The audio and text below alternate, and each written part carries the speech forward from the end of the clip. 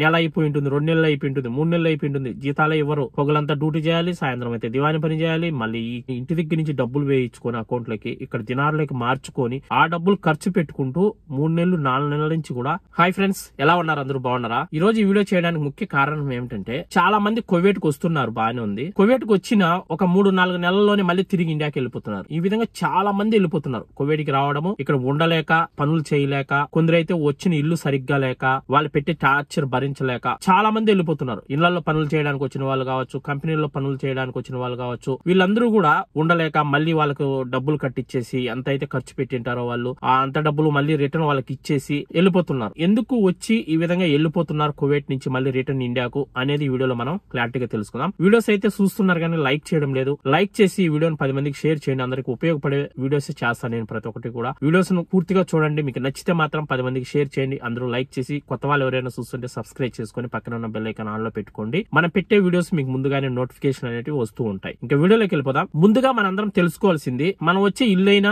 Company అయినా అవి ఎలాంటివి అనేది ఖచ్చితంగా తెలుసుకోవాలి. అవి మాకు ఎలా తెలుసు బ్రదర్, మేము కొత్తగా వచ్చేవాళ్ళు, మాకు ఎవరు చెప్తారో ఆ కంపెనీ ఎలాంటిదో ఇల్లు ఎలాంటిదో అని మీరు అడగచ్చు. మీరు ఇక్కడ వర్క్ చేసే వాళ్ళని అడిగి, కువైట్ లో ఎవరైతే కంపెనీలో పనులు చేస్తున్నారో లేదా కువైట్ ఇళ్లలో ఎవరైతే పనులు చేస్తున్నారో అలాంటి వాళ్ళని అడిగి, అలాంటి వాళ్ళ ద్వారా వీసా తీసుకొని మీరు ఇక్కడికి వచ్చారంటే 99% మీరు వచ్చే ఇల్లు అయినా కంపెనీ అయినా చాలా బాగుంటుంది. మీరు ఏం చేస్తున్నారంటే, ఒక ఏజెంట్ కావచ్చు, ఎవరో ఒకరు ఆఫీసులు పెట్టుకుంటారు, వాళ్ళ దగ్గర వీసాలు ఉన్నాయని చెప్పగానే అక్కడికి వెళ్లడము, వాళ్ళతో కాంట్రాక్ట్ అవడము, వాళ్ళు చెప్పిన మాటలన్నీ మీరు విని గెంగిద్దిలాగా తలకాయ ఊపడము, వాళ్ళు చెప్పినట్లు డబ్బులు ఇవ్వడము, వాళ్ళకు వాళ్ళు 1,00,000 అడిగితే 1,00,000 కట్టేయడము, 1,50,000 అడిగితే 1,50,000 లక్ష కట్టడం, 2 లక్షలు అడిగితే 2 లక్షలు కట్టేయడము, వాళ్ళు చెప్పిన మాటలకు మీరు బాగా సంతోషపడిపి పొంగిపోయి, అబ్బా ఇంత బాగుంటుందా, ఇంత జీతాలు ఉంటాయా అనేసి వాళ్ళు చెప్పినటువంటి మీరు వినేసి వాళ్ళు అడిగినంత డబ్బులు కట్టేసి వస్తున్నారు చాలా మంది. అట్లా ఎప్పుడు కూడా రావద్దండి. ఎవరైతే కొత్తగా కువైట్కి రావాలనుకుంటున్నారో 1-2 సార్లు మనం వెళ్తున్న కంపెనీ ఎలాంటిది, మనం వెళ్తున్న ఇల్లు ఎలాంటిది, ఆ ఇంట్లో వ్యక్తులు ఎలాంటి వాళ్ళు, ఆ ఇంట్లో జీతాలు ఎలా ఇస్తారు, ఆ ఇంట్లో భోజనాలు ఎలా ఉంటాయి, కంపెనీ అయితే కంపెనీ ఎలాంటిది, ఆ కంపెనీలో నెల జీతాలు కరెక్ట్ గా ఇస్తున్నారా, ఆ కంపెనీ ఎలా ఉంది, ఆ కంపెనీ మంచిదా కాదా అనేది ఖచ్చితంగా తెలుసుకోవాలి. ఇవన్నీ తెలుసుకోవాలంటే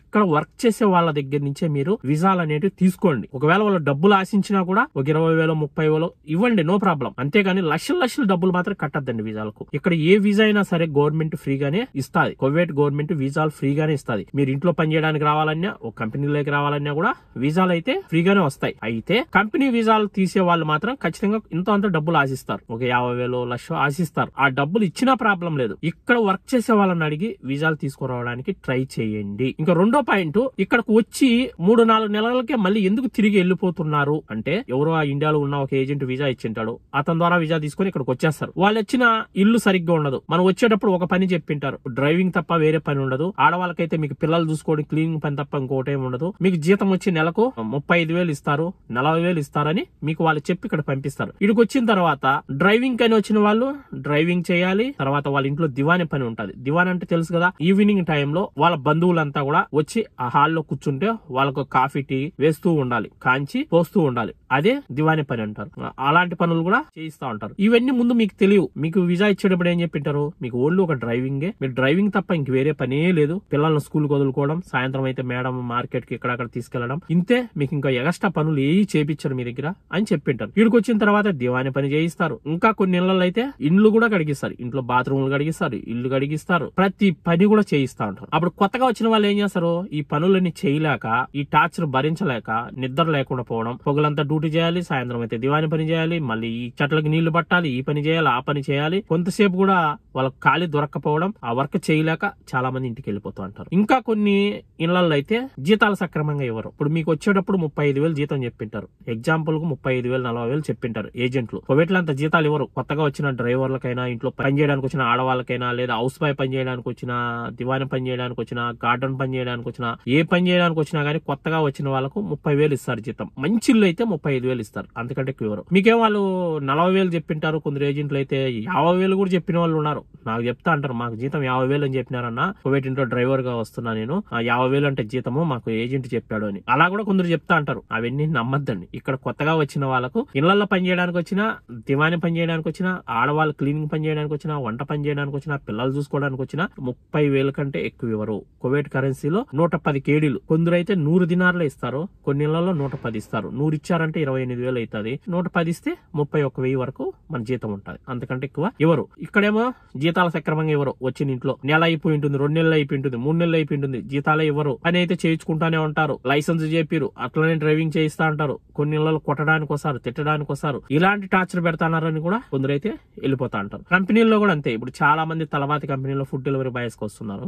చాలా మంది 3 నెలలు 4 నెలలు అయినా కూడా ఇప్పటికి కూడా వాళ్ళకి డ్యూటీలు లేకుండా రూమల్లో కూర్చొని ఇంటి దగ్గర నుంచి డబ్బులు వేయించుకొని అకౌంట్లకి ఇక్కడ దినార్లకి మార్చుకొని ఆ డబ్బులు ఖర్చు పెట్టుకుంటూ 3 నెలలు 4 నెలల నుంచి కూడా రూమల్లోనే ఉండే వాళ్ళు చాలా మంది ఉన్నారు. కొందరైతే డ్యూటీలు చేస్తున్నా కూడా వాళ్ళకేమో 50,000 60,000 అని చెప్పింటారు. ఇక్కడ నెలంతా కష్టపడితే డే అండ్ నైట్ నెలకొచ్చి 25,000 30,000 కూడా మిగలడంలే. రోజుకు 16 గంటలు 18 గంటలు డ్యూటీ చేస్తాయి. ఆ విధంగా ఉన్నాయి తలబాతి కంపెనీలో. వేరే పనులు చేయడానికి వచ్చిన వాళ్ళ పరిస్థితి కూడా అలానే ఉంది. కంపెనీలు కూడా అంత బాగలేవు కువైట్ లో. ఏయో కొన్ని కంపెనీలే బాగున్నాయి, కొన్ని కంపెనీలు అయితే చాలా చండాలంగా ఉన్నాయి. సరిగ్గా జీతాలు ఎవరు. మనం ఇంకేదైనా ఎక్కువ మాట్లాడినాం అనుకో వాళ్ళతో, వాళ్ళు మన పైన కోపం ఇచ్చుకోవడము, మీ పాస్పోర్ట్ బ్లాక్ చేస్తామని చెప్పడము, లేదంటే మీ పైన ఇచ్చేస్తాం వచ్చేస్తామని చెప్పి బెదిరిస్తారు. లేదు మనం ఇంటికి వెళ్ళిపోవాలన్నాం అనుకో, మీరు 1,00,000 కట్టండి, 1,50,000 కట్టండి, అప్పుడు మిమ్మల్ని ఇంటికి పంపిస్తామని మనల్నే మళ్ళీ డబ్బులు కట్టమంటారు. మనం ఏదో అప్పు సొప్పు చేసి 2 లక్షలు 3 లక్షలు ఖర్చు పెట్టుకొని ఇక్కడికి వస్తాం, ఏదో ఒక రూపాయి సంపాదించుకొని అప్పులు తీర్చుకోవడానికి మనం ఇంత దూరం వస్తాం ఫ్యామిలీని వదిలేసి. ఇడికి వచ్చిన తర్వాత మనం వచ్చిన కంపెనీ సరిగ్గా లేక ఇంటికి వెళ్ళిపోవాలంటే ముందు మీరు 1,00,000 రూపాయలు కడితే మిమ్మల్ని ఇంటికి పంపిస్తాం, లేదంటే పంపిమని ఇలా కూడా భయపడిస్తూ ఉంటారు. ఇట్లా చాలా మంది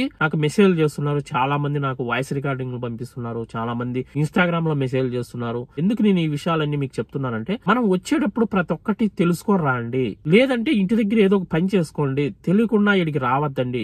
ఇండియాలో కూడా ఒక ఏజెంట్ ఆఫీస్ పెట్టుకుంటాడు, అతను చెప్పే మాటలు నమ్మేసి మీరు ఎలా వస్తున్నారు, అతనికి ఏం తెలుస్తుంది ఇక్కడ విషయాలు చెప్పండి. మీరు వచ్చిన ఇల్లు మంచిదా, మీరు వచ్చే కంపెనీ మంచిదా అని అతనికి ఎలా తెలుస్తుంది? మీరు అన్ని తెలుసుకోకుండా ఎలా వస్తున్నారు? ఇక్కడికి వచ్చి మళ్ళీ ఉండలేక 3-4 నెలలకే మళ్ళీ తిరిగి వెళ్ళిపోతున్నారు. ఎంత డబ్బులు నష్టపోతారు. ఇప్పుడు మనం ఏదో అప్పు చేసుకొని మనం ఇంత దూరం వస్తాం, ఇక్కడికి వచ్చి మళ్ళీ 3-4 నెలలకు రిటర్న్ వెళ్ళిపోతే ఆ అప్పులు మళ్ళీ మన పైన పడతాయి కదా. ముందే అప్పుల్లో ఉన్నాం, మళ్ళీ వచ్చిన దానికి ఒక 2 లక్షలు 3 లక్షలు ఆ అప్పులు మన పైన పడతాయి కదా. ఇవన్నీ ఎప్పుడు తీర్చుకోవాలి ఒకసారి ఆలోచించుకోండి. మీకు 1 సంవత్సరం కాదు, 4 సంవత్సరాలు లేట్ అవనీలే, 5 సంవత్సరాలు లేట్ అవనీలే. ఇక్కడ ఉన్న వాళ్ళు ఎవరైనా మీకు వీసా తీస్తేనే రాండి. ఇక్కడ కూడా చాలా మంది మోసాలు చేసే వాళ్ళు ఉన్నారు కువైట్ లో కూడా, అది కూడా చెప్తున్నా. కొందరు అదే పనిగా డబ్బులు కకృతి పడి లేనిపోని మాటలు చెప్పి అబద్ధాలు చెప్పేసి మీకు లేనిపోని ఏయో చెప్పేసి నమ్మిచ్చేసి మీరు ముందే 50,000 డబ్బులు వేయండి అకౌంట్ లో, ముందే 1,00,000 రూపాయలు డబ్బులు వేయండి మీకు వీసా పంపిస్తామని చెప్పేసి మీ దగ్గర డబ్బులు వేయించుకొని రేపు వస్తుంది వీసా, ఎల్లుండి వస్తుంది, 3 రోజులకు వస్తుంది అని చెప్పేసి మీ నెంబర్లు బ్లాక్ చేసి పెట్టేయడం, మీకు వీసాలు తీయకుండా పోవడం, ఇట్లా కూడా చాలా మంది డబ్బులు నష్టపోయినారు. ఇక్కడ ఉన్న వాళ్ళు కూడా ఆ విధంగా మోసాలు చేస్తున్నారు. ఎవరన్నా ఇక్కడ ఉన్న వాళ్ళు వీసా ఉన్నదన్నా కూడా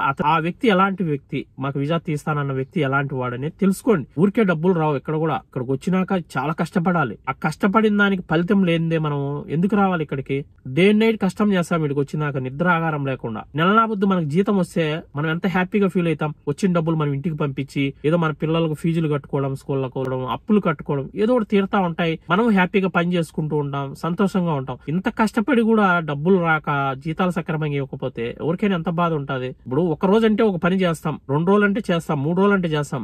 రోజు మనం డబ్బులు లేకుండా చేయాలంటే చేయలేం కదా వరకు. ఒకసారి ఆలోచించుకోండి. నేను చెప్పింది రైటా రాంగ్ అనేది మీరు ఖచ్చితంగా కామెంట్ చేయండి. ఎందుకు ఈ వీడియో చేస్తున్నానంటే, చాలా మంది ఈ మధ్య నాకు మెసేజ్ చేస్తున్నారు, కామెంట్లు పెడుతున్నారు. నెక్స్ట్ వీడియోలో నేను పెడతా చూడండి. వాళ్ళు పెట్టిన ప్రతి కామెంట్ కూడా వాయిస్ రికార్డింగ్ మీకు వినిపిస్తా నేను, మీరు వినండి, తర్వాత మీకే అర్థమవుతుంది. ఈ వీడియో ఎలా అనిపించిందో లైక్ చేయండి, 10 మందికి ఈ వీడియోని షేర్ చేయండి. మరొక మంచి వీడియోతో మళ్ళీ కలుద్దాం. అందరికి బాయ్ ఫ్రెండ్స్, జై హింద్.